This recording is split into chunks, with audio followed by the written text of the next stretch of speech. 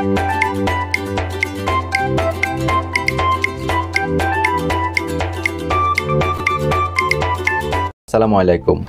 আজ আমি আপনাদের সাথে শেয়ার করছি ডিম মিষ্টি আলুর হেলদি নাস্তা। রেসিপিটি দেখার জন্য স্কিপ না করে কন্টিনিউ করুন।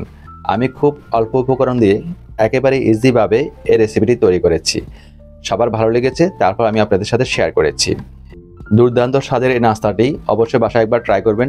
ট্রাই করে কমেন্টস করে জানাবেন কেমন হয়েছে। আর রেসিপিটি ফ্রেন্ডস অ্যান্ড ফ্যামিলির সাথে অবশ্যই শেয়ার করে দিবেন। তৈরি করছি ডিম মিষ্টি আলুর হেলদি নাস্তা।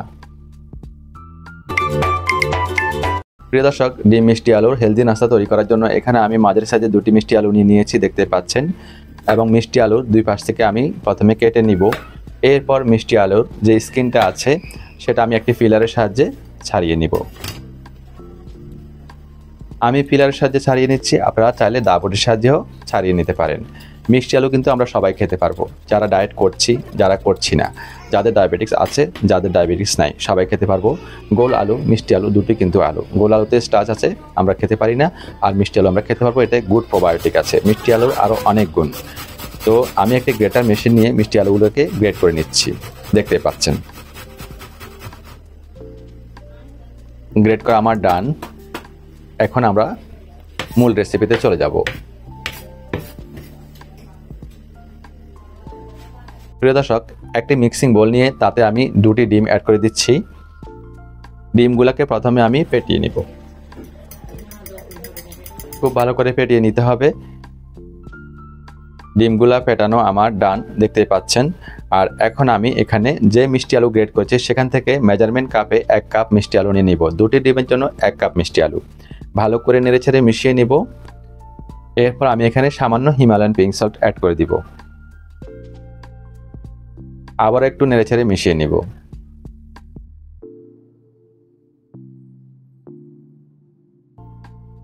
এরপর আমরা চলে যাব সরাসরি চুলায়।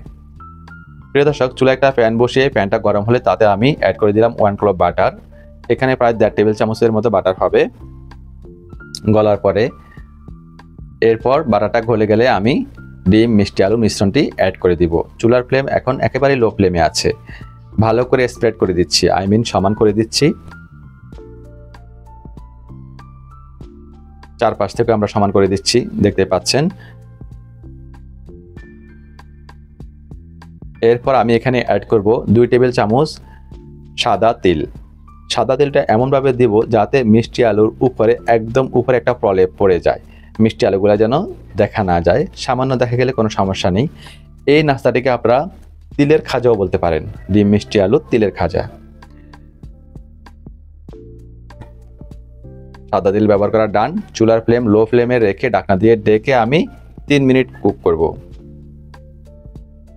3 মিনিট পর আমি ঢাকনা খুলছি। প্রিয় দর্শক, নিচে থেকে শক্ত হয়েছে কিনা একটু চেক করে নিব। শক্ত হয়ে গেলে আমরা উপর থেকে দিয়ে দিব কারকুমা অর্গানিক মধু। এটা ডাক্তার মোহাম্মদ জাহাঙ্গীর কবির স্যারের আলটিমেট অর্গানিক লাইফ থেকে নিয়েছি।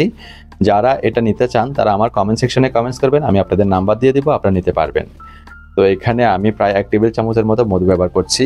যারা মেনটেনিংয়ে আছেন তারা এই মধুটা দিতে পারবেন। আর যারা মেনটেনিংয়ে নেই, শুধু ডায়েট করছেন, ওজন কমাতে চান, তারা মধুটা ব্যবহার করবেন না। মধু ছাড়া নাস্তাটি খেয়ে নেবেন। আমি মধু থেকে মিষ্টিটা নিচ্ছি, আপনারা চাইলে খেজুর থেকেও নিতে পারেন। খেজুরকে পানিতে ভিজিয়ে রেখে ম্যাশ করে ঘন করে একটা মিশ্রণ তৈরি করতে হবে, সেটা উপরে প্রলেপ দিতে হবে। ঢাকনা দিয়ে ডেকে আমি আরও 2 মিনিট কুক করব। 2 মিনিট পর আমি ঢাকনা খুলছি। প্রিয় দর্শক, নাস্তাটি আমাদের একেবারে রেডি। এটা ডিম মিষ্টি আলু হেলদি নাস্তাও বলতে পারবেন, ডিম মিষ্টি আলু তিলের খাজাও বলতে পারেন।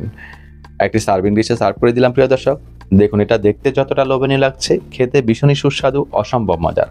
বাচ্চারা ভীষণই পছন্দ করবে। আমার বাচ্চারা তো ভীষণই পছন্দ করেছে, টিফিনেও নেই, বড়রাও পছন্দ করেছে। তো তারপর আমি আপনাদের সাথে শেয়ার করেছি। আমি একটু কেটে দেখাচ্ছি, দেখুন এটা কতটা পারফেক্ট হয়েছে আর কতটা ফ্লাফি হয়েছে।